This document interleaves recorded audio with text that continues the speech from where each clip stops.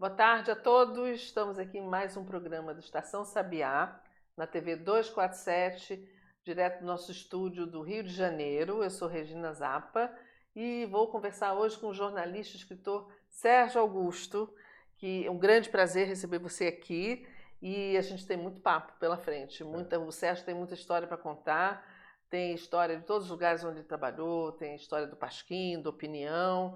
E vamos começar com o seu começo. Você começou no jornalismo como crítico de cinema. Eu comecei como crítico de cinema até na imprensa estudantil, porque eu era... No Rio, você estudou no sempre no Rio. Rio. Eu sou um carioca da gema e vitalício. Eu estava no Colégio Pedro II e aí tinha um jornal chamado A Chama, do Grêmio. E eu comecei a editar o jornal. Aquele jornal era editado por gerações, quer dizer, passava de um para o outro. Então eu estava assim no começo do primeiro ano clássico, quarto ano de ginásio, não sei. Eu fiquei editando o jornal e depois havia um jornal chamado Metropolitano, que era o jornal da União Metropolitana de Estudantes do Rio de Janeiro, que ficava, a sede da redação era no Aterro do Flamengo, ali no Calabouço, no famoso Calabouço, perto do museu, onde hoje é o Museu de Arte Moderna.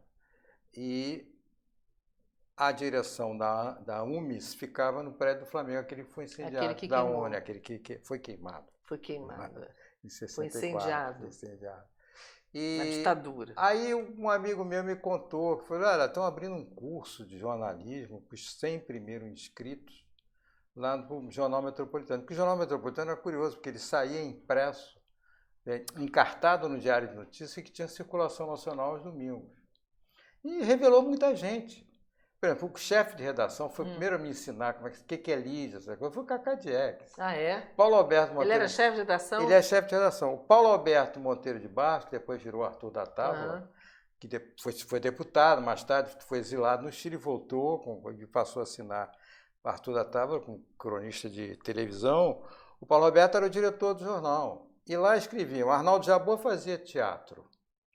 Tinha o Rubens César Fernandes, que é do Viva Rei, editorialista. Então, Rubens, editorialista. O Rubens César Fernandes, que era o editorialista, Glauber mandava uns artigos da Bahia. Então, era um jornal incrível. Aí abriram esse curso, no final 3 seriam aprovados. Os 3 aprovados foram Afonso Beato, que virou fotógrafo de cinema, fotógrafo do Almodóvar, fotógrafo internacional, premiado. E Fernando Duarte, que também virou professor de cinema em Brasília e diretor de fotografia. Seria o diretor de fotografia do Ganga Zumba, do Cacá Diegues, que é o filme dele. E este que vos fala, como redator e repórter. Aí eu comecei ali a escrever, estava no... Você já gostava de cinema? Não, cinema é um vício desde criança. Minha mãe me levava para o cinema. Minha mãe que era cinéfila. Eu me botou nessa expedição. Aí eu comecei a escrever sobre cinema, fazer reportagem, entrevista, coisa e tal. O Elias Heredo, que era da Tribuna da Imprensa, estava lá desde o início e tinha, sei lá, 7 anos de acumulado de férias. Ele queria tirar férias de 3 meses e ficava em dúvida ali se me convidar, a mim ou o titular de cinema, que era o Davi Neves. Sei. Que depois virou cineasta também. Aí ele ficava assim, Davi, eu chamo o Davi, não, chamo o Sérgio. Ele acabou decidindo por mim, não sei por que carga d'água. Aí eu fui para a Tribuna da Imprensa. Isso era no último ano do curso clássico. Você tinha quantos 18. anos? 18 anos. 18 anos. Aí eu comecei a escrever na coluna do ele de férias.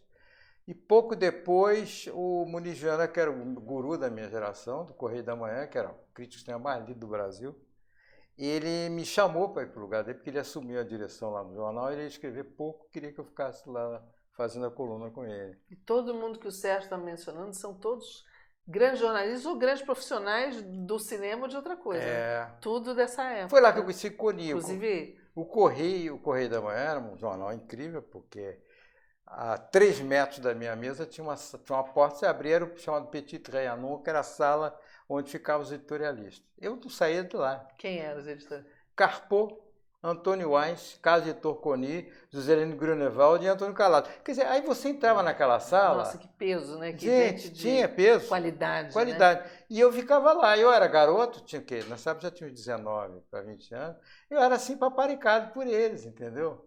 Aí, poxa, o que eu aprendi com aquela turma foi Você era um extraordinário. alfaiate, porque... Eu era. E todo mundo devia adorar você. Você já devia ter esse talento, todo mundo já Não, reconhecia. talento não tinha nenhum, não, mas eu era folgado. Tinha sim, Eu era devia ter, folgado. claro, mas eles reconheciam. O Conide isso em brincava você. muito comigo até o fim da vida. O Conide sempre passava pela minha vida, brincava comigo quando a gente se encontrava, já não trabalhava junto há milênio.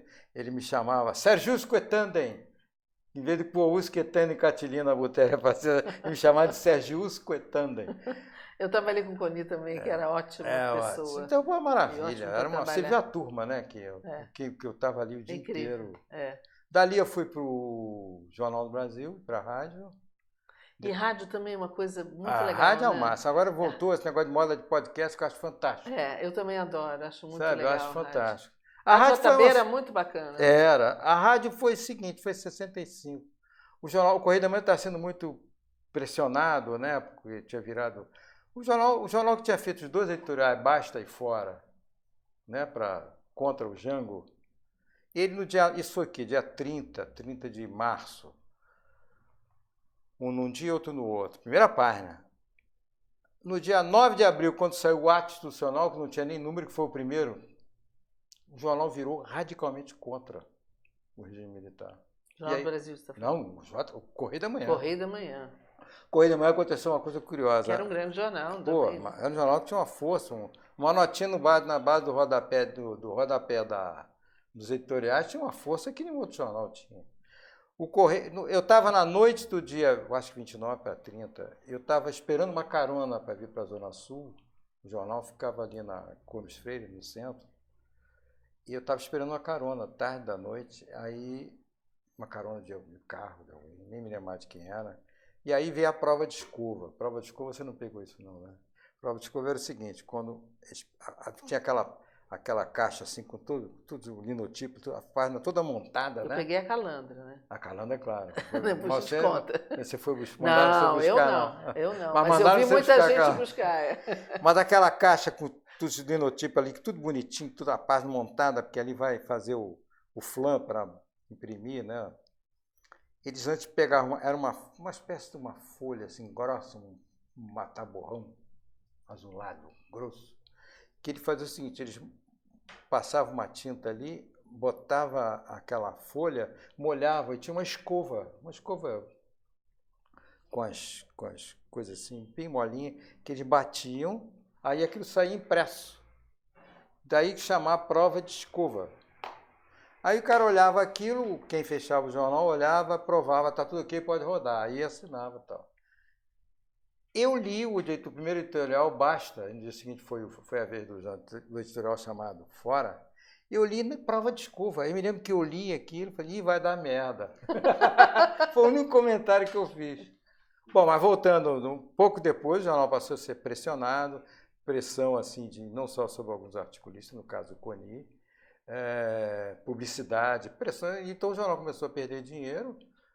Eu estava trabalhando, eu estava editando o segundo caderno, sabe, tinha uma secretária e a gente desdobrando, eu começando a fazer matéria com pseudônimo para dar a impressão que tinha mais gente, que eram mais colaboradores, até que eu cansei e aí eu fui pedir Porque carregar um segundo caderno inteiro sozinho. Não, aí eu peguei o seguinte, eu estava ainda em casa, eu estava querendo acertar com o jornal assim, se eles me dessem 500, não sei se a moeda, dizendo uns 500 mil patacas, eu me lembro, eu ia embora, quero ter carteira assinada, tudo direitinho, eu falei, olha, eu vou embora, mas me dá essa grana que eu estou precisando arrumar uma outra coisa para fazer, ir para outro lugar.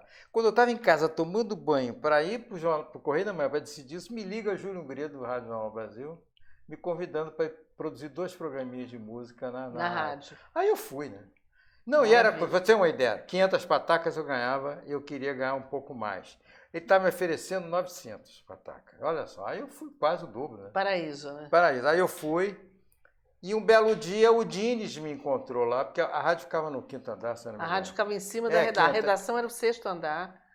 Não, você está falando na Rio Branco? Na Rio Branco. Na Rio Branco. Era 5º, eu acho que o outro era 2º ou 3º, a redação. Porque depois lá na Vida Brasil a rádio era em cima e a redação era 6º andar. Aí o Dines cruzou, você está aqui, estou na rádio e tal, vai passar, sabe quando eu... não, vou levar você para a pesquisa do Jornal Brasil, que ele estava... Montando a pesquisa. Não, já estava montada. E a pesquisa foi outro Butantan, só tinha Não, a cobra. pesquisa, exatamente. Era A pesquisa, Adalto Novaes, o Moacir Japiaçu, tinha o Adalto, já falei, né? Tinha o Antônio Beluco Marra, tinha Gabeira uma época. Depois que eu saí, Gabeira ficou mais. não, era incrível. Era uma loucura. Luiz Paulo Horta. A pesquisa, né? E durante muito tempo. Geraldo Marim, que para mim foi o maior redator da história do Brasil. O Marim, que é. Depois ele foi para São Paulo, né?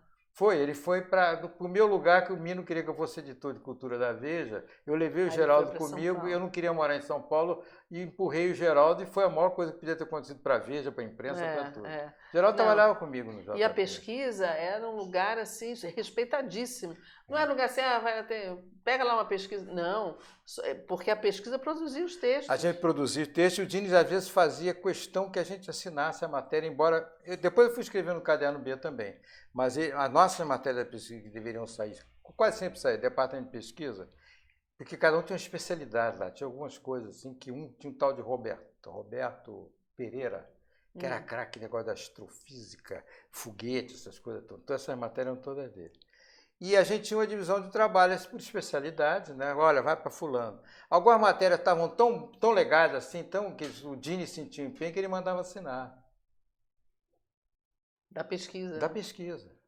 E a gente fazia. Foi a primeira vez que eu vi, claro que já existia no New York Times, que era o Pé na Cova, era o arquivo de obituários prévios. A gente tinha um elenco imenso de velhinhos, e eu descobri o seguinte: eu sou um pé quente. Eu fazia obituário. Morria no dia seguinte. Não, pé quente. Morria nunca? Nunca. Eu tenho amigo meu na Folha, a mesma coisa. Ele dizia assim: vem cá, quer fazer o meu obituário? Pedi, eu falei: vou cobrar, hein? E no Correio da Manhã, no JB eu fiz assim: Hirohito, que demorou para pôr. Austrezélio de Ataíde, que morreu. Barbosa Lima, provavelmente. Eu não fiz Barbosa Lima, não, mas eu me lembro mais que eu sei que as pessoas duravam. E a gente dava uns títulos mais loucos, né? Botar Hirohito, que morreu sem dar um grito. Porque... E ficava lá na pesquisa. Ficava lá porque só mudava o lead, porque tinham fatos novos e tinha circunstância da morte, alguma coisa assim. E claro que o título não seria isso. Agora, o que eu mais gostava era do Austrezélio de Ataíde. Era assim: Austrezélio de Ataíde, enfim de ataúde. E eles duravam anos para morrer, anos. Mas você sabe que isso sempre, essa prática na redação continuou, né? E teve uma época no JB que inventaram a agência JB. E a agência JB, aí já tinha computador e tal, então a agência entrava, às vezes, nos arquivos para pegar matéria para, enfim, mandar para os outros jornais pela agência. E às vezes entrava e pegava o obituário que estava pronto lá esperando a pessoa e dava morrer, conforme estava escrito? E saía na agência. Aí tinha que recolher aquilo correndo. O cara não tinha morrido, mas pelo menos tinha tido uma chance de ler o seu próprio obituário, se era legal. Que, aliás, é o sonho de todo mundo, né? Ver quem vai chorar no Eu tenho 2 obituários, eu não vou dizer de quem. 2 amigos meus, grandes amigos meus. Que pediram para você escrever? Não. Eles nem sabem. Não, eles quase empacotaram nos últimos 3 anos. Eu fiz, está lá guardado, no estado de São Paulo. E você não contou para eles? Não, é a coisa mais esquisita do mundo. Eles não querem ler, não? Eu teria mal. Não, nem contei para eles. Não contei. E é muito chato fazer aquilo, porque você está escrevendo sobre uma pessoa que está viva e no verbo no passado. Sabe? Ainda mais amigo, né? Ainda mais amigo. Mas os 2 quase empacotados. E mesmo que não tivesse assim, muito à beira da morte ou coisa parecida, o jornal se preocupa com isso. Aí ligou para mim: você escreve, não sei o que e tal. Um deles não é o Jaguar, não. O Jaguar nunca teve doença. Né? Mas é preocupante. Não, os 2 estão vivos ainda. Falando em Jaguar, como é que você chegou no Pasquim? Que aí você foi para o Correio da Manhã, foi para a Rádio JB? Aí em 65, em 70... Não, eu fui para a Bloco em 67. Depois da rádio? A rádio do Jornal do Brasil. Eu fiquei na Rádio Jornal do Brasil, trabalhando lá, e em 67 o Diniz, que estava... O Diniz era anfíbio, ele era Bloco e era Jornal do Brasil. E ele estava lá, assim, gerenciando uma reforma da revista Fatos e Fotos. E estava levando muita gente para lá, tipo Argemiro Ferreira, Zé Augusto Ribeiro, Cláudio Meli Souza, Léo Schlaff, uma opção de pessoas de jornalistas que estava levando para lá, montando essa redação, e ele quis me levar para lá. Aí ganhava mais ainda. Eu falei: não, eu vou. É umas 1.500 patacas. Não, era 1.200 patacas, era uma daga 900. Aí eu fui para lá e eu continuei escrevendo JB, só não ia para a redação, não ia trabalhar mais lá, só ia ficava na Block de manhã até o fim da tarde. E eu fiquei na Block de 67 até... No JB eu acabei de escrever até 70. E foi mais ou menos em 70 que eu também saí da Block. Mas aí eu fui demitido pelo Oscar Bloch lá, porque eu era... É o seguinte, eu tinha o privilégio... Não, eu resolvi que a revista Fatos e Fotos não fazia o menor sentido. Ela ia ficar sendo a vida inteira uma espécie de submanchete se ela não virasse uma revista semanal de texto. Uma Newsweek, um Time, uma The Express. Você insistia nisso? Eu insistia nisso, agora precisava... A estrutura tinha que mudar. Tinha que mudar pelo seguinte, havia uma disparidade muito grande salarial na redação. Eu, como era o mais antigo ali da reforma, da Fatos e Fotos, eu ganhava mais que o Admiro, que o Lara Rezende, e eu não achava isso justo. Como é que era feito isso? Paulo Perdigão também trabalhava lá. Na hora de distribuir os layouts, eu ganhava mais layout para trabalhar, porque eu ganhava mais que os outros. Quer dizer, na verdade não ganhava mais para trabalhar. Isso dava para enganar nesse sistema. Revista de fotos, poucos textos e tal. Uma revista semanal de texto é um pega para capar, é um trabalho permanente. E nós vimos por isso que quando nós fizemos um encarte chamado Fatos em Fotos, que era uma inversão, que era várias páginas que o Zé... Como é que é o nome dele? Zé Augusto Ribeiro editava. Eram notas, eram artiguetes, era uma revista semanal mesmo ali dentro, hein, cara. Aliás, foi vendo esse encarte que o Mino me chamou. O cara falou, pô, tá tão legal. Para fazer a Veja. Isso em 68 por aí. Aí o que aconteceu? Nós fizemos, tentamos fazer a revista e aí fomos ter uma conversa com o Oscar Bloch e falei, olha, vai ter que estabelecer o mesmo salário para todo mundo. Então foi o seguinte, o meu vira o teto e todo mundo vai ganhar a mesma coisa que eu, porque aqui não tem esse negócio, esse ganha menos, então vai trabalhar. Não, vamos equalizar esse troço. Aí ele achou que era absurdo, aí me acusou de liderar uma revolta, na verdade. Eu falei, por que é isso? Aí pegou o teu salário, abaixou para ficar igual Não, ele não podia, estava na carteira. Aí aí me demitiu, fez uma limpeza lá na redação, depois saiu o Admiro. Eu só gostei disso num detalhe, que foi antes do carnaval. Aí ficou tranquilo. Tinha que fechar aquele layout de... Uma vez eu saí da TV Manchete, eu também fiquei um tempinho na TV Manchete, e também fizeram lá uma mudança. Aí eu pedi para sair, mas era antes do carnaval, exatamente porque ia ser uma loucura a cobertura no carnaval. Não é. Eu peguei dois carnavais lá, sendo que o último, eu ia dormir na casa do Perdigão, porque a gente tinha que acordar às 4 horas da manhã para ir para a redação, esperando. Edil Vale Júnior de repórter, Carlos Castilho, pessoas de repórter que iam cobrir a escola de samba. Ótimos, e chegavam lá com as fotos, vem cá, quem é esse aqui? E não sei o quê. Aí davam as informações, aí você escrevia aquelas babuzeiras, né, sobre carnaval. Aí já que tem Depois, fala. Tem uma história engraçada que tinha uma legenda que todo ano a gente usava. Só trocava de foto. Não, tinha que ter uma mulher em cima da mesa numa festa. Claro. Desconhecida. Porque a gente não sabe quando chegava aquela foto, já usou? Não, já usei, então não pode usar mais. Já usou? Não. Que batia na tua mesa uma foto de uma mulher pulando na mesa, e ninguém sabia quem era. Se fosse assim, já fulano de tal, né? A socialite dava um nome, sambando, né? Aí quando você não sabia o nome, como é que você vai identificar? Aí tinha essa legenda que dava direitinho o tamanho. Como não havia mais lugar no salão, ela subiu na mesa e dançou a noite inteira. Dava direitinho na medida. Todo ano. Todo ano saía, porque era aquela...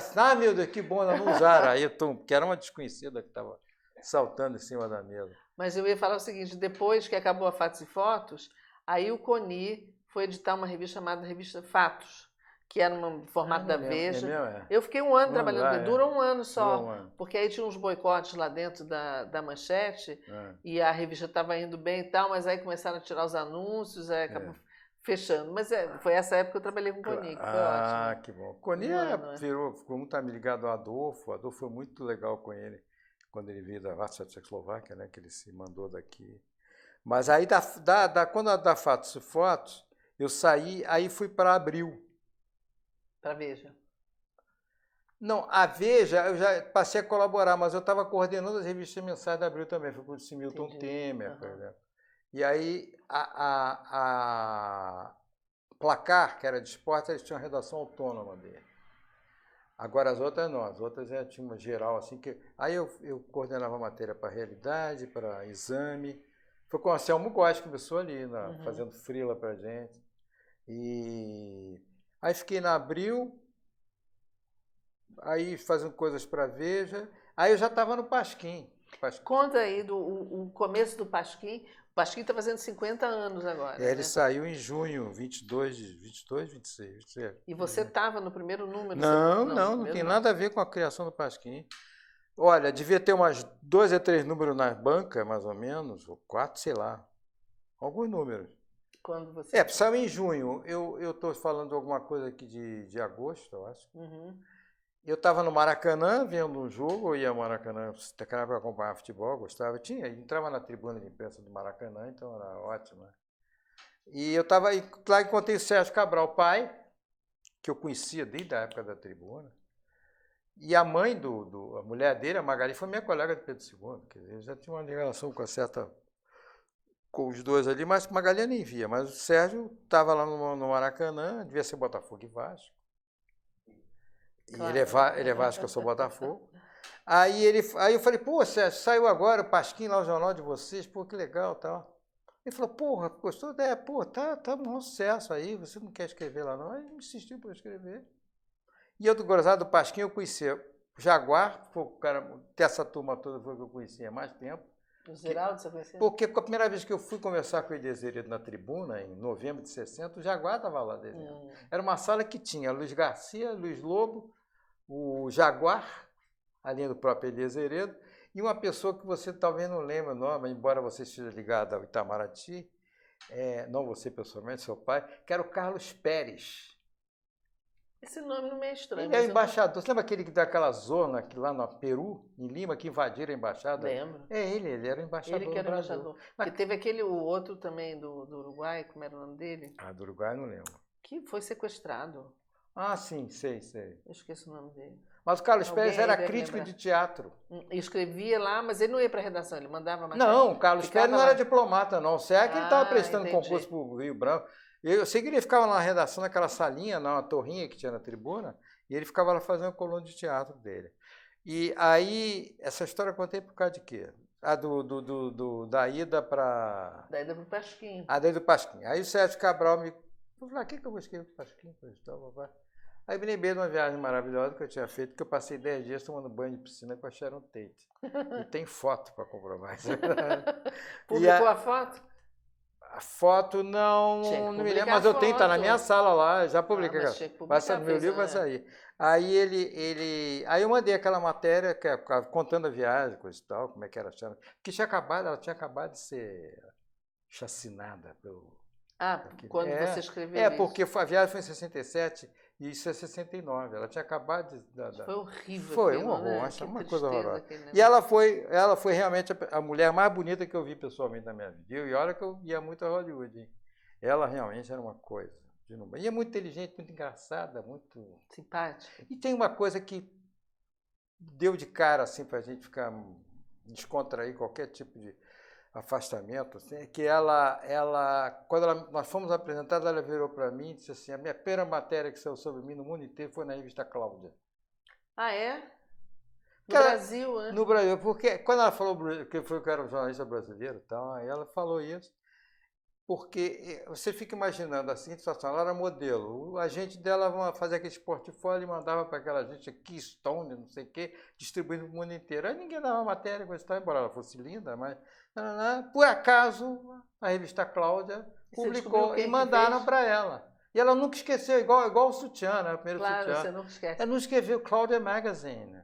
Mas ela lembrava quem tinha escrito para ver que não tinha nem assinatura. Não era assinatura. Ela só lembrava, you're from Brazil.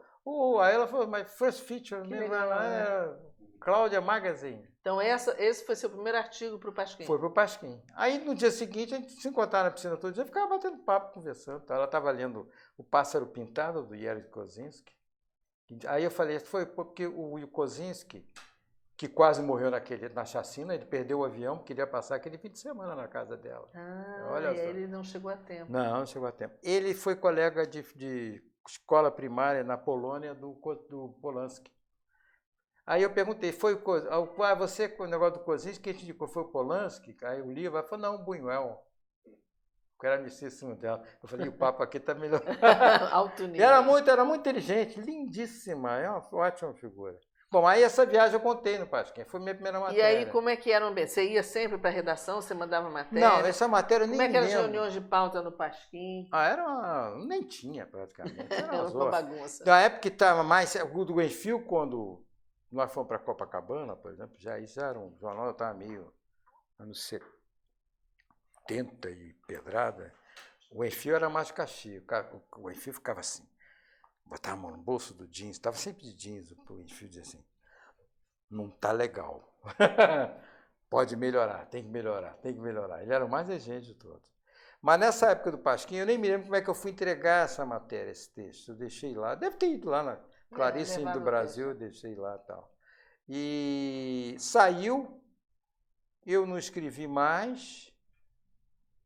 Não sei porque eles não pediram, eu estava muito ocupado, trabalhando outras coisas. Aí eles foram presos. Todos, né? Todos. Quando eles foram presos... Miguel teve aqui, Miguel foi Miguel aguentou, o jornal ficou sendo feito. Milô, eles foram atrás do Milô, o Milô não estava com o endereço errado e acabaram desistindo. O Enfield não foi preso. Aí ficou Milô e Enfield de casa... para não aparecer na redação. Agora, na redação ficava Marta Alencar, Miguel Paiva e Chico Júnior. Fechando tocando o jornal. Aí aconteceu aquela coisa bonita. E preso estava Ziraldo, Jaguar. Ziraldo, Jaguar, Fortuna, Paulo Francis, que mais? Falei Fortuna, Sérgio Cabral... Ivan, não. Ivan nessa não morava no Brasil, Ivan estava lá em Londres. Já estava lá, né? O Ivan só vinha em 72 para o Brasil. Ivan Lessa. Mas tinha Fortuna, Sérgio Cabral... Sérgio também foi Luiz Carlos Maciel. Isso mesmo. Quem mais que você queria saber que foi preso? Foi preso todo mundo. Todo mundo que estava na redação. 70% da redação foi preso. E aí é engraçado o seguinte, porque o Paulinho foi num domingo, o Paulo Garcia estava em lua de mel, saiu para ir à padaria comprar pão para o café da manhã, nhoque. Pegaram ele. Marcel também ligaram, coisa e tal. O Jaguar e o Fortuna estavam em Campos fazendo uma conferência sobre Pasquim, uma palestra. Não estavam no Rio. Eu sei que o Franço conseguiu falar com o Sérgio Cabral e disse isso para ele. O Sérgio vai ter que se entregar, porque disseram que só soltam a gente se você se entregar. Que depois, o Tasso também foi preso. O Tasso ficou escondido um tempo. O Tasso foi solto uma semana depois, porque ele ficou... Depois é legal você explicar, para quem não é dessa época, por que foi todo mundo preso no Pasquim. Ninguém sabe. E como é que era o Pasquim, né? Porque tem gente que não chegou a ver o Pasquim, né? Vai ver agora, está à disposição, vai entrar até o fim do ano na Biblioteca Nacional, já digitalizou tudo, todos completos. Olha que ótimo, vale a pena. Vale a pena quem não conhece, quem nunca viu o Pasquim, quem nunca conheceu, que era uma turma sensacional fazendo um jornal de humor e de crítica ácida, né? Por isso foi todo mundo preso. Era em plena ditadura. Então, agora na Biblioteca Nacional vai disponibilizar todo o acervo. Com índice remissivo, você pode achar por autor, por palavra, por assunto. Isso é uma coisa fantástica. Legal. A Biblioteca Nacional já digitalizou isso tudo. Mas aí o pessoal foi preso, aí você vai dizer, por quê? Bom, o Sérgio Cabral está em Campos com Fortuna. Francis disse para ele, olha, você vai ter que se entregar, porque eles não soltam a gente. Mas como é que o Francis falou isso para ele? Eu não sei, até Mandou hoje. Um recado. Aí o Sérgio Cabral e o Fortuna vieram para o Rio e se entregaram. O Jaguar, o Jaguar não, a história do Jaguar, melhor para mim é do Paulinho Garcia, que estava na lua de mel e foi preso. Na padaria. O Jaguar estava não sei aonde, tinha se escondido em algum lugar. Já me disseram até que tinha sido na casa do Flávio Cavalcante, aqui, o animador de auditório, que todo mundo execrava, inclusive o pessoal do Pasquim. Ele estava lá com a Leila Diniz, alguma coisa assim. O Jaguar disse assim, eu peguei um táxi e fui para a Vila Militar, ou seja, eu paguei para ser preso. Ele foi se entregar e ainda pagou. Ele se entregou? Se entregou. O Tasso demorou. O Tasso escondeu-se na casa de Nelson Mota, alguma coisa. Eu sei que ele depois foi para um motel, mas se entregou sei lá quantos dias mais tarde. O Maciel foi quem mais sofreu ao chegar na Vila Militar, porque tinha cabelo lindo, né, comprido, chegaram lá tosaram de cara, né?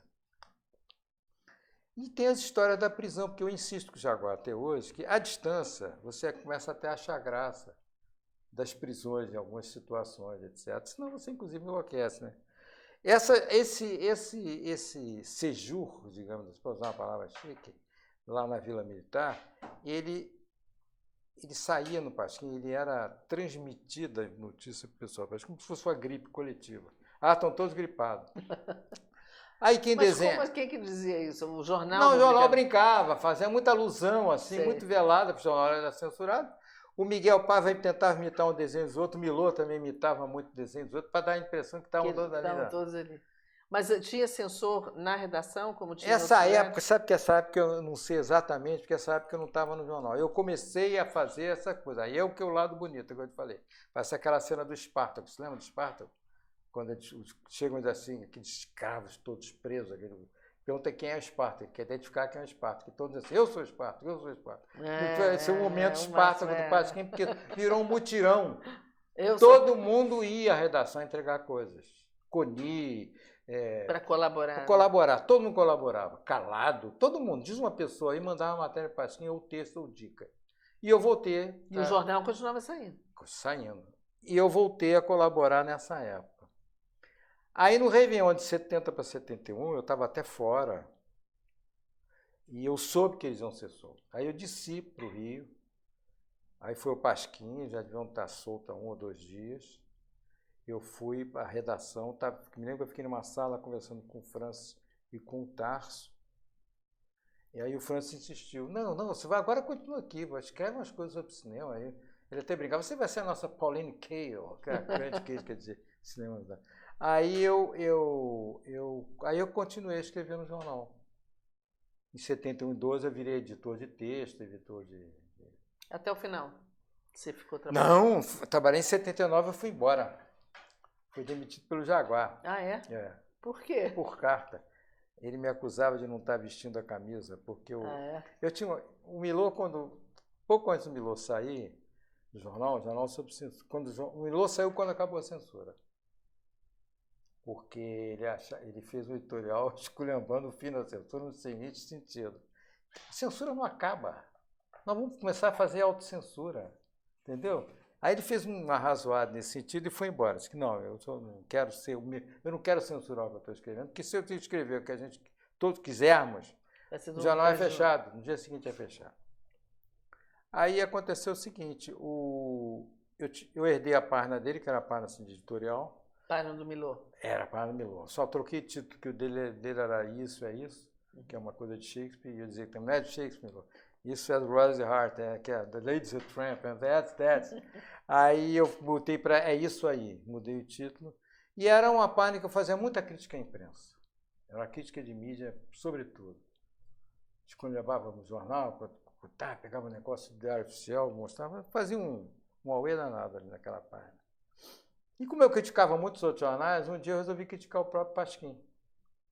O Pasquim tinha feito o Wagner Caretti. Um ouvidor, né? Era um ombudsman. Aquela pessoa que era um ombudsman dos outros. Pô. Um ombudsman. O dia que eu fui ombudsman do Pasquim, e aí é uma longa história para contar, que envolve até feminismo e tal, o Jaguar ficou puto comigo e mandou um bilhetinho dizendo que eu não estava vestindo a camisa, que eu não precisava mais colaborar com o jornal e tal. Eu liguei para o Ziraldo, falei, Ziraldo, ele falou, não conta para ninguém não. Ziraldo, bebeu de novo, tá de porra e tal. Eu só sei que depois desculpa, o Jaguar até insistiu, não, volta, não sei o quê, não, que isso. Eu falei, não vou. É igual reconstituir casamento antigo e tal. Eu já achei que era hora de ir embora. Aí mas você durante um tempo, fazia crítica aos jornais da época. Se você tivesse que fazer isso hoje? Pô, hoje? Não. Antes disso... Com a imprensa hoje? Não, quando eu fui para a Folha de São Paulo, foi logo depois, aí tem Isto É no meio, depois. E aí eu fui para a Folha, quando eu saí da Isto É, fui para a Folha. O Boris Casoy, que editava o jornal, que era o chefe de redação, ele queria que eu fizesse na Folha o negócio que eu fazia no Pasquim. Aí eu falei com ele, olha, Boris, eu fazia aqui no Pasquim, porque o Pasquim era um jornal alternativo. Eu podia escolher todo mundo. Agora, aqui, eu até aliviava muito a Folha, que a Folha estava em uma posição boa, em meados dos anos 70, com Quem é que estava lá, meu Deus? Até o Dines foi lá uma época. Mas estava um jornal com uma posição legal. E eu livrava muito a cara da Folha. Eu atacava mais o Globo, o Jornal do Brasil, essa coisa. E aí eu falei, mas eu não posso fazer isso aqui na Folha, porque amanhã a Folha vai fazer um negócio, eu vou ter que criticar, e agora, aqui dentro? Não, você tem toda a liberdade. Eu falei, não. Ah, é você dentro da Folha. Não dá. Aí eu não quis fazer aquela sessão de novo lá. Não quis repetir aquilo, não. Eu achava que aquilo era para a imprensa alternativa. Jornalão não podia ter uma sessão desse tipo. Mas você acha que teria espaço hoje para um jornal tipo Pasquim? Não sei. Hoje na internet, né? Impresso hoje em dia é uma coisa muito complicada. Não, com esse espírito. Ah, sim. Sempre tem. Sempre tem. As pessoas na época que nós editamos, que eu fiz aquele livro com o Jaguar, uns 3 volumes sobre o melhor do Pasquim, saiu agora, sei lá, 2000 e alguma coisa, as pessoas me perguntavam sempre a mesma coisa, né? Vem cá, você acha que hoje teria lugar o Pasquim? Eu falei, olha, aquela redação, com umas outras redações maravilhosas do passado, não se repete. Não se repete. Agora, tem muita gente tão talentosa. Teria que começar com um pessoal novo aí. Se tiver alguma daquelas múmias como eu, se vocês quiserem, a gente volta a escrever, isso não tem problema. Agora, eu acho que tem que ser uma coisa nova. É difícil você fazer. E hoje, escrito, mas não adianta querer ressuscitar, aquela coisa não volta. E aí a Danusa Leão me deu a melhor explicação por que não podia ter um novo, o Pasquim não podia voltar. Ela falou, Sérgio, não tem as mesmas pessoas para ser entrevistado. É isso mesmo, você olha o elenco de entrevistados. Não há nenhum modo de entrevistar que foi uma coisa revolucionária. As pessoas... Tudo, não, né? Estava todo mundo vivo, todo mundo. Pode dizer, Floriano Peixoto já tinha morrido. Mas olha, tinha Di Cavalcante, Vinícius, Ciro Monteiro, Tom Jobim, todo mundo estava vivo. Todo mundo. Eu fico vendo o elenco, aquelas pessoas interessantíssimas. E hoje em dia, embora existam pessoas interessantes, sabe o que acontece? Já tem gente daquela época interessante, está aí até hoje, mas as pessoas não têm uma novidade, que todas elas já foram entrevistadas 500 mil vezes. De 500 mil vezes. Quando saíram essas revistas tipo Caras e não sei quem, e todo mundo já deu entrevista, eu não tenho quando a Leila Diniz contou aquilo tudo para o Pasquim, ela não podia contar aquilo antes, primeiro pela própria liberdade de expressão, né, de ela se abrir daquele jeito. Ninguém sabia quem era a Leila Diniz, ninguém conhecia aquela mulher. E muitas outras pessoas se revelaram no Pasquim. De vez em quando eu releio uma entrevista do Pasquim, gente, isso foi a primeira vez que saiu, que esse cara contou isso. Que essa pessoa falou isso. Agora todo mundo tem a sua vida escancarada, não é? É verdade. Então, Mas olha, aqui no nosso programa a gente tem muita gente boa como você que vem aqui falar. Não, mas aí as pessoas... Ainda tem. Mas é difícil você arrumar. Não, é difícil juntar, né? Fazer um grupo. Porque tinha uma coisa de coletivo, né? Tinha. Das pessoas trabalharem juntos e ser um coletivo de gente da pesada, né? Agora, isso que você está dizendo, tá tudo muito disperso, cada um no seu canto, fazendo seu trabalho, mandando ficou muito internet. Atomizado, né? Os talentos atomizados. Né? Antes tinha coisa presencial, né? Que juntava todo mundo, uma reunião de pauta. Era uma hora do recreio permanente, né? Hora do recreio, a gente brincava. As terças-feiras, por exemplo. Quando o Ivan veio para cá, e foi legal, porque o Ivan veio logo em 72. O Ivan Lessa. O Ivan Lessa veio de Londres.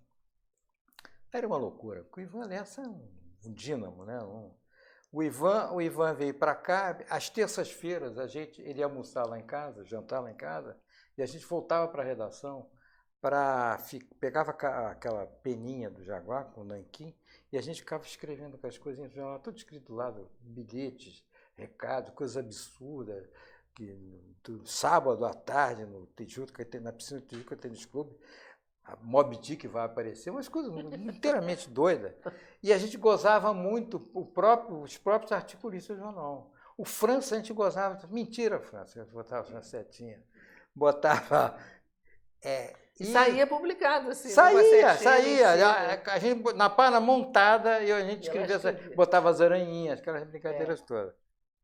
E tinha um negócio que era assim... IAL 3,5, IAL no Paulo França. Ele fala, que merda é essa, negócio de IAL? Era índice de aproveitamento na loteca. Quantos pontos ele tinha feito na semana? Ele nem jogava, ele morava em Nova York, não entende? E ele ficava furioso. Era uma diversão, né? Além do mais. Era uma diversão. Mas você também trabalhou no Opinião. Opinião, logo, a Opinião foi praticamente criado lá em casa, porque não por mim, Claro, mas um sábado à noite, o Raimundo Pereira, que eu conheci, era grande repórter especial da Veja, ele me ligou, olha, estou com uma ideia, quero conversar com ele. Foi lá na minha casa, ficamos conversando. E olha, eu quero fazer um jornal assim, assim, assim, assado. O que você acha? Não sei o quê. Eu falei, tudo bem. Eu falei, Raimundo, só tem um problema, você. E é o ideal de todo mundo, fazer um jornal sério e tal. Aí ele queria assinar o Le Monde, ter assinatura do New York Review Books. Aí começamos a ver o que a gente podia fazer. E uma equipe da pesada, todos vão ficar chupando o dedo querendo trabalhar no seu jornal, no seu semanário. Agora, ele não pode se lançar na aventura. O cara vai pedir demissão do Globo, Jornal do Brasil, da Folha e tal. Então você tem que ver como é que você vai fazer isso, se é viável ou não viável. Aí ele falou para mim, não, porque segunda-feira eu tenho um almoço com o Fernando Gasparian, que eu conhecia só de nome, eu não conhecia o Gasparian. Depois fiquei muito amigo do Gasparian. Mas aí ele foi almoçar e o Gasparian topou e fez Topou bancar a opinião. Aí o Raimundo falou, olha, quero que você seja editor contribuinte, que é um termo que não se usava na imprensa brasileira, né? Que é o contributing editor em inglês. Aí as pessoas me perguntavam, o que editor contribuinte faz? Não, eu contribuo com dinheirinho para o jornal ser impresso. Mas me chamar de editor. Editor. Aí eu fui lá, trabalhei com o Raimundo. Depois o Raimundo saiu, teve uma desavença lá com o Fernando Gasparian, foi fazer um movimento. E aí, também era ótimo. Era ótimo. Aí eu fiquei, aí o Argimiro assumiu, entrou o Argimiro era quase um irmão, né? Aí o Argimiro foi editar, falou, olha, eu quero que você vá fazer editar a cultura para mim. Aí eu fui para lá. Aí eu ia todo dia, tal. Era perto de casa, eu ia a pé. Mas era ótimo. Era ótimo. Opinião e o muito censurado. Né? Tem uma época como é que era a censura na opinião? Você era igual do Pasquim. Lá, não, igual do Pasquim, igual do Pasquim. A da Veja eu não sei como é que era. Tinha mas tem uma época... as matérias? Não, tem uma época que eu era o jornalista mais censurado do Brasil, porque eu era Veja, Pasquim e Opinião, os três censurados. O Milor era da Veja e do Pasquim, mas não era da Opinião. Eu disse, eu sou mais censurado que você. Mas na Opinião era a mesma coisa. Você fazia o equivalente para 3 ou 4 jornais, botava no envelopão, aquele mandava tudo para eles. Ia para Brasília. Não, nessa época já estava no CIEX, que era o Centro de Informação do Exército, em Brasília. Quer dizer, tinha que mandar no papel para Brasília. Você ficava com uma cópia, tinha uma cópia, então vamos dizer assim, primeira matéria, A1, A2, ou então 1A, B, C. Você ficava com a cópia aqui. Aquilo ia para Brasília. Um cara pago pela gente pegava aquilo no aeroporto, levava no buraco negro lá do Centro de Informação do Exército, aquilo entrava lá e no dia seguinte, ele pegava aquilo, pegava um telefonema pago pela gente e ficava assim, matéria A1, toda vetada, A2, a primeira linha tem, você corta isso, corta aquilo. Olha, pelo telefone, ele não mandava de volta o texto. Não, até podia mandar para a gente ter tempo de já cortar para ir para a gráfica, na terça tinha que rodar. Então era um inferno isso. E acontecia coisas absurdas. Isso durou quanto tempo? O tempo todo que o Pasquim Olha, eu fiquei na Opinião de 73. Isso você está falando da Opinião? 76. Isso é Opinião. O do Pasquim era igual. Mandava também. Pacote era o mesmo lugar. Opinião durou quanto tempo? A Opinião durou de 73, eu acho, até 78, 7, por aí. E esse processo durou o tempo todo da existência do jornal? Eu acho que sim, porque eu saí antes do jornal acabar, então não sei se foi até o fim. A do Pasquim não, o Pasquim foi até 75. O Pasquim teve 2 censores locais, que era a dona Marina, que o Jaguar, ela adorava beber, o Jaguar dava uísque para ela. Ela aprovava tudo. Aprovava. Até que o dia deu um bolo. Aí foi quando o pessoal foi preso. Aí nós passamos a ser censurados pelo general Juarez, que era pai da garota de Ipanema, da inspiradora, da garota que inspirou a verdadeira. Aí ele era uma figura muito engraçada, porque ele atendia no escritório dele e depois, às vezes, na praia. O artigo do França ele lia na praia, porque o França vinha para o Malote, era a última coisa a entrar do jornal, a chegar da ação. Aí o Contínuo lá levava na praia. Eu fico imaginando ele lá, sentado na cadeirinha dele, rabiscando, as folhas farfalhando por causa do vento, tem sempre vento na praia, e ele não entendia nada, dizia tal. De vez em quando tinha que pedir uma explicação por que era. E era muito engraçado, porque o material do Pasquim, censurado pelo general Juarez, era o Ivan Lessa que ia lá com o Jaguar, que é para negociar uns cortes. Então, um dia, tem uma história muito engraçada, né, do limite da censura, limite da cabeça do censor. Né? O Ivan está lá conversando com o Jaguar, com ele, vendo o material, e de repente tinha uma foto censurada. Era uma foto seguinte, era uma foto de uma estrada tirada com uma lente olho de peixe, grande assim. Então a estrada parecia uma vagina, que a estrada fica assim, as margens da estrada ela fica assim. Aí era uma coisa que, brincadeirinha, coisa de ginasiana, que o Ziraldo fez para mandar, porque a gente mandava muita coisa para tapar buraco, caso muita coisa fosse censurada. O Ziraldo estava em casa, pegou uma foto, isso era uma foto da revista americana, The Esquire, coisa, era um anúncio. Aí o Ziraldo falou assim, porra, que foto mais fálica. Aí quem estava do lado dele falou assim, pô, Jaguar não, Ziraldo, bem fálica bem não é não, né? Isso é outra coisa. Aí ele fez uma dicasinha que era isso, tá fálica. Aí o general censurou. Aí o Ivan, mas não, isso é uma coisa brincadeirinha, não tem nada demais. Falei, peço que me enganam. Fálica, ele achava que fálica era falha. Vocês estão gozando, criticando a Transamazônica. Aí o Ivan, com muito jeito para não ferir a suscetibilidade dele, falou, general, falou assim, fálica, não é falha, não. Aí explicou que era fálica. Ah, é. Aí aprovou. Era assim. Essa era a pândega. Esse general deixou passar uma entrevista, foi o pomo da discórdia, deixou passar uma entrevista com uma Angela, me esqueci o nome dela, uma antropóloga americana, negra, tinha passado uma temporada na Bahia e entrevistaram, nem foi a redação. Não era Angela Davis? Não, parecia, mas era Angela qualquer coisa. Ela foi entrevistada na Bahia por alguém da Bahia, que era ligado ao jornal, mandou a entrevista. E ela dizia com todas as letras que o Brasil já tinha racismo. Isso era uma das coisas que os militares mais tinham ódio. Né? Era que o Brasil sensível. Era muito sensível. E aí o general deixou passar a entrevista, tinha chamado de capa e tudo. E aí ele foi destituído do cargo de censor. Foi quando a censura passou, essa do enche pacote, com o equivalente a 3 jornais, e manda para Brasília. Aí passou a ser feita lá no Centro de Informação do Exército. Até que em 75, março, nós temos o número 300 que estava para sair, já estava na gráfica, Jaguar recebe o telefonema. Eu estava no giral, a redação tinha um giral, assim, era uma casa que tinha um segundo andar. Eu estava lá em cima, o telefone toca, anel, mas atendi, Jaguar, é para você, é de Brasília. Jaguar, sim, tá bom, tá, obrigado, tá, desligou, aí botou uma filha assim. Aí, não, o que houve, Jaguar? Acabou a censura. Como é que nós vamos fazer o jornal agora? Porque, de alguma forma, a censura, você tinha uma desculpa, se a edição estava ruim, porque estaria normalmente ruim, fraca. Você, não, as melhores coisas foram cortadas.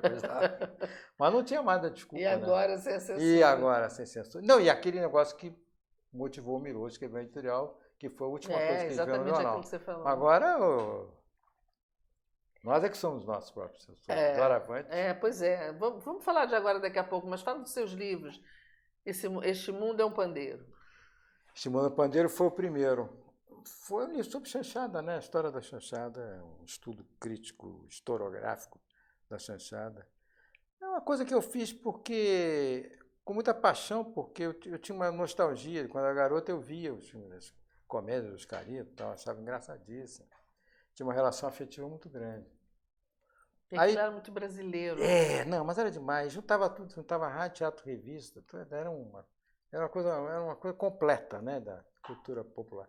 E eu sempre tive uma coisa que eu não contei para você, mas eu sempre tive uma ligação muito forte com o negócio de cultura popular, de pop mesmo.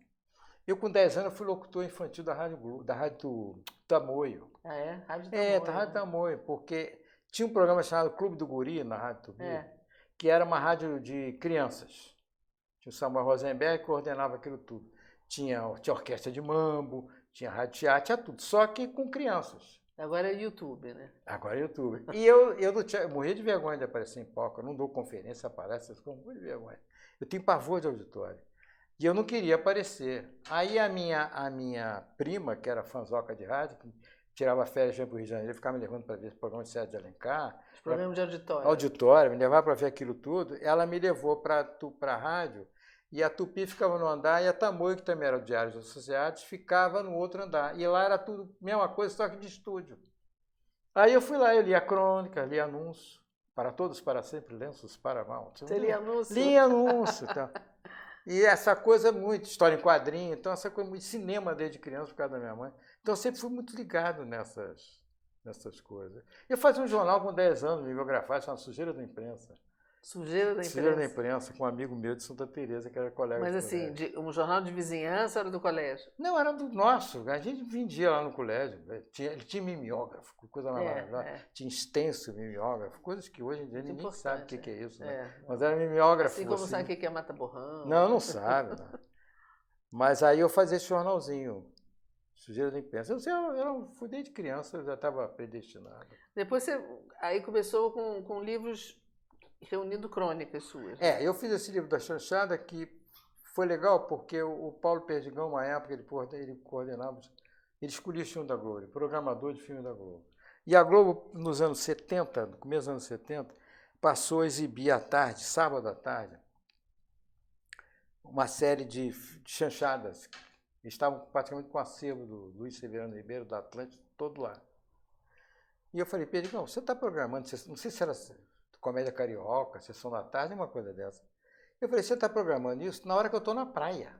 Todo mundo está na praia. 1h da tarde, sábado. Você acha que eu vou ficar em casa para ver filme? Não vou. Aí ele passou a levar para a casa dele as latas dos filmes. Porque naquela época não tinha esse negócio. Era tudo telecinado. Era complicado. Ele levava aquilo, ele tinha a moviola, que ele ficava vendo os filmes na casa dele para programar. E ele levou para lá e eu fiquei um ano, meses, vendo os filmes e tomando nota de tudo. Por curiosidade mesmo, tá? Quantos anos você tinha? Não, isso já era velho, isso é anos 60. Isso você já tinha trabalhado no jornal? Já tá. Nessa época eu estava no Pasquim, inclusive. Você já tinha passado a sua fase de crítico? Já, não. Crítico eu nunca deixei de ser, mas de crítica diária, assim, jornal, já tinha. Eu acho que a última... Aí você ficou vendo os filmes até lá 70, na Moviola. Aí fiquei vendo os filmes da Moviola, e aí fiz um trabalho que era o mais prazeroso de tudo, que é assim, agora eu quero ver a repercussão crítica desses filmes na época, como é que reagiam a esses filmes. Aí eu fui para a Biblioteca Nacional, arrumei a bolsa da FOR e uma outra da Funarte, pela ordem. Uma da Funarte, depois outra da Fundação FOR, e fiquei meses indo todo dia à Biblioteca Nacional, lendo. De 39 até 62, eu fiquei lendo o Globo, o Jornal, Correio da Manhã, o jornal, para ver a reação da crítica. E aí aconteceu uma coisa terrível, porque era a Segunda Guerra Mundial, logo no início, 39, começou a Segunda Guerra Mundial, eu queria ler o jornal inteiro, eu ficava lendo o jornal, claro, e eu descobri uma coisa fantástica, eu tenho um exemplar do Globo, de 41, por aí, começo de 42, que é a resistência de Stalingrado, né? Os alemães invadindo a Rússia resistindo, a manchete que se chamava de letras garrafais era mesmo, desse tamanho, primeira página do Globo, Avante Rússia. Eu falei, o Globo escreveu isso uma vez na vida, Avante Rússia. Contra o nazismo. Contra o nazismo. Mas esse negócio de querer ler o jornal inteiro, às vezes eu acho uns jornais antigos, mas antigo que eu digo assim, dos anos 80, anos 90, anos 70, que você guarda em casa por algum motivo, e aí você pega para ver por que você guardou. Aí você não quer parar de ler, né? Não quer não, é viciante. Super interessante você ler. Muito. Né? E como esses eram os links da nossa época, né? São links. Te leva para cá, leva para lá, e eu descobria coisas, eu ficava anotando coisas com futura utilização por um livro ou não, um artigo, porque era uma coisa muito interessante. Eu fazia umas fichas que não tinha nada a ver mais com chanchada, não. Eram coisas assim curiosas que podiam me subsidiar de alguma forma. Que alguma vez eu descobri uma coisa genial, que é uma das melhores histórias da minha vida, é que o Paulo Perdigão era muito meu amigo, ele contava que uma mulher tinha morrido vendo o Manto Sagrado no Cinema Palácio de tarde, na hora em que o Judas diz que meu nome é Judas, aí tem um raio, aquele som. E ela teve um ataque do coração. Morreu do infarto no Cinema Palácio. Gente, que história. Essa história é incrível. Aí eu pensava que isso era uma mentira, é uma lenda urbana espalhada pelo Paulo Perdigão. Estou eu na Biblioteca Nacional, lendo o jornal 1953, tem a nota da mulher que morreu, Dona Idalina Azeredo, moradora de Você lembra o nome Niterói. dela? Guardei. Eu tomei nota de tudo. Essa história não termina aí, não. Aí eu contei para ele que eu pensei que aquilo era um bafo de boca, se fosse uma expressão da época, que era mentira sua. Essa mulher existia, a mulher morreu mesmo lá, porque o som estereofônico era uma coisa muito forte. Aí eu digo, é verdade. Não, mas eles me contaram essa história. Aí corta aniversário de 50 anos do Caetano Veloso. Eu estou conversando com o Walter Lima Júnior. Aí eu contei, Walter, você sabe que eu descobri que é verdade aquela história? Aí ele falou, não, aquela história eu vi, eu estava lá, eu que contei Perdigão. Eu ia para a sessão. Ele estava no cinema? Estava o cinema lotado, né? Estreia do Manto Sagrado, por ali, na primeira semana. Ele estava naquela sala imensa de espera para a segunda sessão. Aí ele vê sair uma coisa ali, uma mulher com uma maca.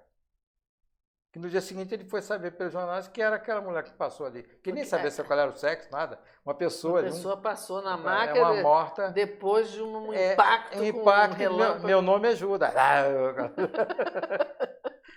Que loucura, que loucura. Isso é ótimo, né? Não, e você fica notando essas coisas, aí perde um tempo. Eu ficava de tarde lá. Depois vira uma crônica, né? Vira. Eu tenho coisas guardadas que um dia eu vou usar. Talvez já tenha até usado alguma. Lá eu encontrava toda a tarde o JFG, fazendo pesquisa, que era um velhinho, cabelo branco, chique, sempre gravata borboleta, um grande pesquisador de música popular brasileira, história do carnaval, coitado. Ele ficava lendo meus jornais antigos, da época do Lundu, pelo telefone. É. Agora é tudo digital, né? Você pode consultar o Pasquim pelo digital. Mas antes de acabar o programa, que a gente, na conversa está ótima, aqui por mim a gente ficava mais, mas tem um tempo. Mas você passeou pelo jornalismo carioca, sobretudo também foi para São Paulo, né? Uma época, na Veja? Não, nunca, sempre foi aqui. Não, sempre aqui. Sempre aqui. Mas, enfim, o jornalismo também paulista e tal. Como é que você está vendo o jornalismo hoje? Você ainda faz crônicas e tal, publica eu escrevo no Estadão. Mas como é que você está vendo? Não só o jornalismo, mas tudo isso que a gente está vivendo. Eu sei que a gente tem pouco tempo e o assunto é grande, mas... Não, mas aí a gente diz 3 ou 4 palavrões e está definido, está dito. Não, eu vejo com muita tristeza, é uma coisa que eu nunca podia imaginar que numa vida a gente só tem uma, né? Você passasse por uma ditadura e uma outra coisa agora que a gente não sabe nem como qualificar direito, que houve um golpe, mas... Eu não consigo imaginar que eu esteja vivendo tudo isso de novo, né? É inacreditável. Inacreditável. Porque na época da ditadura, você tinha o seguinte, primeiro, nós éramos, pelo menos eu, né? Nós éramos mais jovens. Você tinha, que eu sempre faço uma comparação com o futebol, a gente olhava para trás, tinha um banco maravilhoso, esperando para entrar em campo. Você tinha Darcy Ribeiro, sabe? Então, estavam todos vivos, que nem na época da entrevista do Pasquim, estavam todos vivos. O dia que essa porcaria acabar, essa ditadura acabar, você tem quadros. Hoje em dia você não tem quadros, nem na direita. O que me deixa mais a direita espantado. empobreceu loucamente, né? Olha, pessoas inteligentes na direita. Nós não temos, não existe, não tem tem argumento, não tem quadros. Você não tem quadros. Você não tem um grande pensador. Você não tem, eu já até escrevi sobre isso. Você não tem o Mário Henrique Simons. Você não tem o Roberto Campos. Roberto Campos, Entendeu? Eu estava estudando há pouco tempo, porque eu estava querendo fazer uma comparação, quando há uns 2 anos, eu acho. Um grupo lá, tem coisa de integralista de São Paulo, sabe? Monarquistas integralistas, grupos. Falei, ressuscitando o integralismo. Eu fui reler até o livro do Elgio Trindade sobre integralismo. Então. Aí você vê o nível dos integralistas daquela época. A cultura do Plínio Salgado, entendeu? O que eles produziram. Você podia discordar radicalmente. Do pensamento. Não, mas era outro nível. Hoje em dia não é. Hoje é uma coisa. Não tem nível. Né? Hoje é brucutu. Isso é um negócio que não. Eu acho inimaginável. É de uma pobreza total. É lamentável. A pobreza até que nos beneficia, né? Porque se fossem muito inteligentes. Mas se fossem muito inteligentes, não fariam tanta besteira como estão fazendo. E nem falariam, nem entregariam o país dessa forma. Teriam pelo menos um projeto e não tem nada, né? Nada. Esse ministério é um negócio que você não consegue imaginar. Se você pegasse um grupo, sentasse, vamos fazer uma distopia aqui, vamos bolar uma distopia. E dá ideia, como é que se poderia ser? Não, aí aconteceria isso, aconteceria. Nós não chegaríamos a isso. Não. Porque está linda a imaginação. 3 anos atrás, ou 5 anos não, mas 3 anos atrás, a gente jamais podia imaginar que ia estar vivendo esse cenário, né? Não, de jeito nenhum. Você pensava assim, vai ganhar o Alckmin, vai ganhar não sei o quê. E se tivesse aparecido um candidato tipo aquele do Novo Partido Novo, como era o nome dele? Amoedo. O Amoedo, você até entenderia, né? Aí você pode não perdoa gostar. o Serra vai ser candidato de novo e tal. Bom, você também não esperava nem que a gente sabia que o Aécio era um salafrário, mas não achava que ele não seria. Até hoje não foi, mas de qualquer maneira, queria se encalacrar tanto, que era tão complicada assim a situação dele. Mas você imaginava essas figuras, né? De alguma forma, se não civilizada, tangenciando a civilização. Claro. Agora, a gente voltou para a Idade Média, né? Não, mas é um negócio de uma pobreza. Pulamos o iluminismo para trás. trás. É que eu falei, o JK, que 50 anos em 5. E esses são 3 eras geológicas em 6 meses. O negócio uma tá tristeza. complicado. E para gente que... Não tem perspectiva, esse aqui é o meu problema. Falta de perspectiva. Eu até se tivesse eleições presidenciais daqui a, sei lá, não pode ser mês que vem, pode ser daqui a 3 meses, 6 meses. Prepare-se que vai ter novas eleições, porque não dá para aguentar mais esse capitão aí, não. E é muito difícil. Quem é que representa a gente de alguma forma? Teria que, não sei, botar o Haddad de novo? Não sei. Isso aí eu acho que qualquer coisa é melhor do que o que a gente está Não, qualquer coisa. Mas olha só, Sérgio já está me falando, chegamos no nosso... Não falamos nem do seu guia de Paris, mas a gente fala numa próxima vez do seu livro. O Olavo de Carvalho. E o Olavo de Carvalho, não falamos do Sérgio. Será que não dá tempo não de a gente falar do Olavo de Carvalho? Corta o resto. Sérgio conheceu o Olavo, né? Era comunista, né? Eu não conheci ele comunista. Me contaram que ele havia sido aquele bem comunista radical. Eu acho que ele próprio reconhece isso. Que ele se sentiu traído, que é uma coisa muito comum. O comunista, que é uma pessoa que tem muita inteligência, muito culto, essas pessoas pensam que, como é que eu pude ser enganado sendo tão inteligente? E fui. Não só ele, outros, né? E eles se radicalizam de uma forma brutal. Eu chamo que são corno ideológicos. Eles se sentem traídos, entendeu? Até acho que no fundo foram traídos até para sua própria inteligência. É corno ideológico. Corno ideológico. Eles sentem igual o marido traído, né? Eles foram traídos pela ideologia. E como é que eu pude ser stalinista? Como é que eu pude, acreditar naquilo tudo? E eles ficam raivosos. Aí vão para o outro lado. Eles são mais extremados do que aquele cara que foi liberal a vida inteira, tem horror ao comunismo, era catolicão. Né? Esses são muito bons. Esses tudo bem, é tudo civilizado. É uma discordância Mas aí vira uma coisa irracional, né? É irracional, porque eles são naturalmente extremados, entendeu? Extremados e extremistas. De um lado do outro. Então não tem como, não tem saída. Eu conheci quando ele foi editar o livro do Carpo, de ensaio do Carpo, falando por telefone. Eu encontrei, eu acho que pessoalmente, só na missa de 7º dia do Paulo Francis, lá no Santo Inácio, e colaboramos juntos Mas ele mandava da casa dele, eu mandava da minha para a revista Bravo, desde o primeiro número. Tinha uma equipe de ensaístas que abriu a revista, lá nas primeiras páginas da revista, e ele era um dos ensaístas. É o mundo girando, né? Sérgio, muito obrigada. A gente conversou aqui com esse grande jornalista, Sérgio Augusto. Muito obrigada. Obrigado a você. E a hora que quiser, a porta aberta. Amanhã de tarde eu estou aqui de novo. Amanhã de tarde o Sérgio está aqui de novo. Aí a gente continua o papo daí, né? Muita coisa, tem sempre muita conversa, né? O Sérgio viveu muita coisa legal. Queria agradecer a todos vocês que acompanharam aqui a nossa conversa e agradecer o Sérgio aqui, que faz a nossa transmissão. E até a próxima. Obrigada, Sérgio. Foi muito legal. Obrigado a você, foi ótimo.